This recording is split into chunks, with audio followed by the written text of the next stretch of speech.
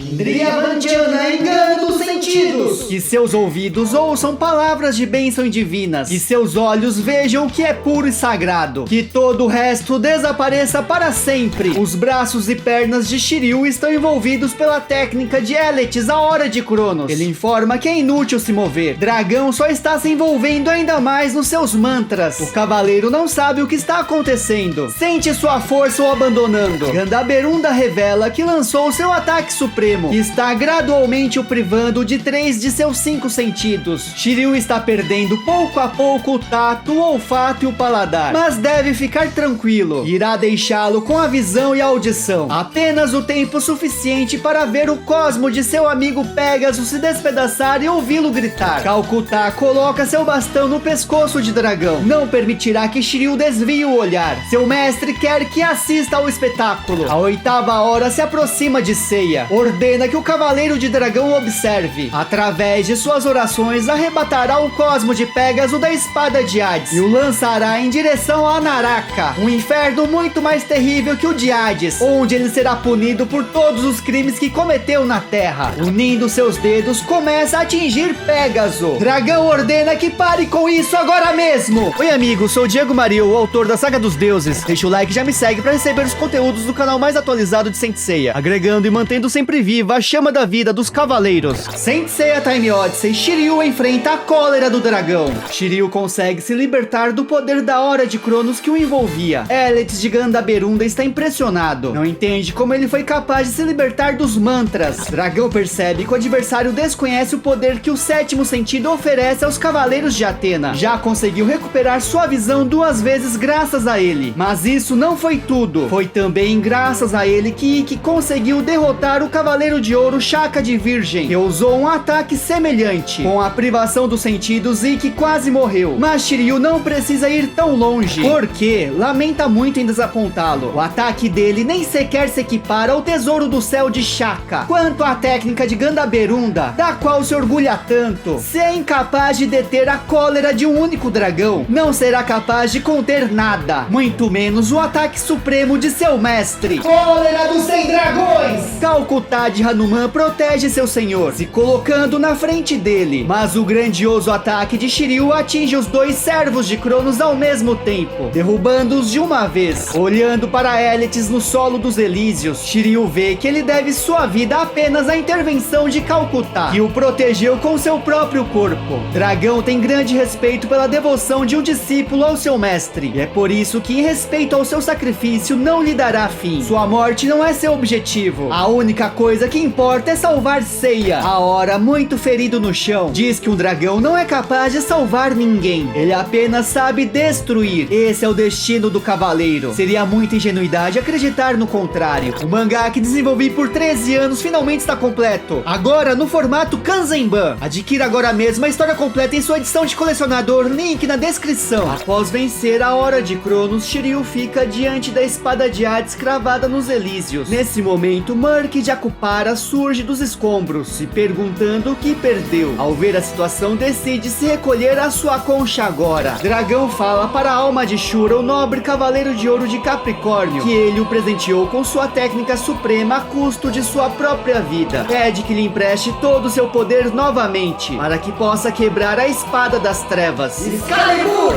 Sangue voa pelos ares. Shiryu não pode acreditar. A espada de Hades não foi cortada, ela permanece intacta. Eletis diz que isso não deveria o surpreender. Ouviu falar da famosa lâmina dourada de Capricórnio. Dizem que é uma arma muito eficaz. Shiryu conseguiu se livrar facilmente de seus leptás com ela, mas por mais poderosa que seja, é inútil contra a espada de Hades. Dragão precisa destruí-la se quiser libertar Seiya. Portanto, tentará novamente. Excalibur! Inúmeros feixes de luz envolvem a espada das trevas, mas é inútil. Não consegue fazer nada, a não ser quebrar sua própria mão. Eletis já lhe disse que é impossível. A espada de Hades não é uma arma comum, é uma arma divina forjada a partir de uma Kamui. Vê que o jovem cavaleiro realmente acreditou que um mero mortal poderia destruir a espada forjada por um deus para um deus. Declara que Shiryu falhou. Gandaberunda percebe aquele olhar do dragão. A raiva contra ele está crescendo de novo, mas Eletis acredita que deveria direcioná-la contra si mesmo, porque foi Shiryu e somente ele quem acabou de condenar seu amigo Seiya. O Cavaleiro de Athena não entende o que isso significa e ordena que fale agora a verdade. O servo de Cronos pergunta a Shiryu se ele não sentiu o colapso repentino do cosmo de Pégaso. Dragão queria destruir a espada de Hades no mundo dos mortos, mas ao golpeá-la com toda a sua força, apenas aproximou um pouco mais a ponta do coração de seu amigo no mundo dos vivos. Graças a Shiryu, o Cavaleiro de Pégaso agora não tem mais que 5 dias para viver. Que ironia! Ele que queria salvar seu amigo acabou acelerando sua morte. Ainda nos Elíseos, Shiryu não pode acreditar que seu amigo tem apenas 5 dias de vida. Seiya, seu irmão, foi condenado à morte por suas próprias mãos. Nesse momento, Ellet sente algo diferente. Se pergunta o que está acontecendo. Se essa é a sua cólera crescendo e se materializando. Não! É muito mais do que raiva. É uma fúria incontrolável que o consome. A mão ferida de Shiryu se fecha com determinação. Seus olhos se abrem, reluzindo uma luz jamais vista antes. O cosmo do dragão se eleva perigosamente a um nível terrível. Ellet não tem mais dúvidas. É a ira do lendário Dragão Azul. Shiryu pede perdão a Seiya e lança o derradeiro ataque contra a Hora. Fúria do Deus Dragão! Gandaberunda é lançado pelos céus e sua aura é completamente destruída. O Lepita observa a queda de seu mestre Ellet perplexo. Shiryu venceu. Ellet caiu. Ele parabeniza o cavaleiro, pois sua fúria devastadora foi mais poderosa que a de Gandaberunda. Mas isso não muda nada. Seu amigo vai morrer em 5 dias por sua causa. Cronos sairá vitorioso e Athena não perdoará por apressar a morte do homem que ela ama. O Lepita continua observando e ouvindo as últimas palavras de seu mestre. No fim, Ellet estava certo. O dragão não pode salvar ninguém. Ele só sabe destruir. O guerreiro do tempo morre. O olhar de Shiryu agora é de profunda tristeza. O cavaleiro cai de joelhos no solo dos Elíseos. Pergunta a sua deusa o que ele fez. Não pode aceitar o destino inevitável de Seiya. Shiryu sofre e grita o nome de seu irmão. Nesse instante, a alma de Pégaso, presa à espada de Hades, toca o ombro de dragão. No templo de Elk, na colina de Cronos, 39 horas depois, Arthas de Kelp, a 12ª hora, pergunta a Murk de Akupara se dragão simplesmente foi embora assim, poupando sua vida. O Lepita responde a seu general que é exatamente isso. O cavaleiro parecia exausto, vazio e abatido. Por isso, voltou imediatamente para lhe dar seu relatório. Arthas o lembra que não foi tão cedo seu regresso. Ele levou quase 2 dias para voltar ao templo de seu mestre Ellet, temendo a ira de Kelp.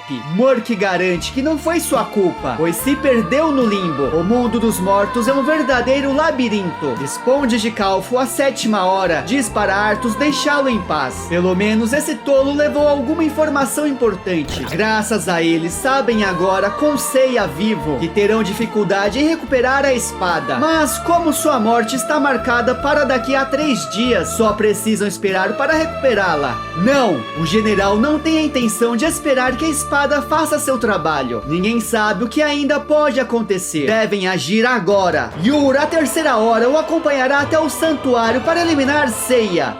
Meus amigos, a batalha final contra Cronos está se aproximando. Desde o início, o grande adversário dessa saga é o Deus do Tempo. A última batalha exigirá muito trabalho, mas também mais páginas do que o planejado inicialmente para desenvolver adequadamente. Portanto, os autores tiveram 2 opções: esperar até 2027 e oferecer um maxi álbum 2 vezes maior, mas exigindo ainda mais espera. Dividir o volume 5 com um excelente gancho para a continuação, tendo assim a parte 1 e a parte 2. Após reuniões, autores e editores escolheram a segunda opção, que permite continuar oferecendo um lançamento anual. O arco final apresenta Seiya, mas também Saori e Athena. Esses 2 personagens compartilharam o protagonismo, como planejado desde o início, mas gradualmente o desejo de dedicar um volume à deusa da guerra ganhou força. Essa nova aventura clássica é supervisionada por Masami Kurumada, e a decisão final, portanto, coube a ele. Sensíveis ao desenvolvimento da história de Saori neste arco final, e gratos aos 2 autores por respeitarem as convenções e revelações de Next Dimension, a sequência canônica de Saint Seiya. Na construção da história, o Japão aprovou a escolha de publicar 2 volumes, o primeiro focado em Seiya e o segundo em Saori e Athena. O lançamento do volume 4 de Os Cavaleiros do Zodíaco arco Sensei Odisseia do Tempo ocorreu na Europa, revelando a história Shiryu enfrentando a cólera do dragão. No Brasil está previsto o lançamento para o início de 2026. E esse ano marca também o início do arco final na França. Compre os volumes pelo link na bio.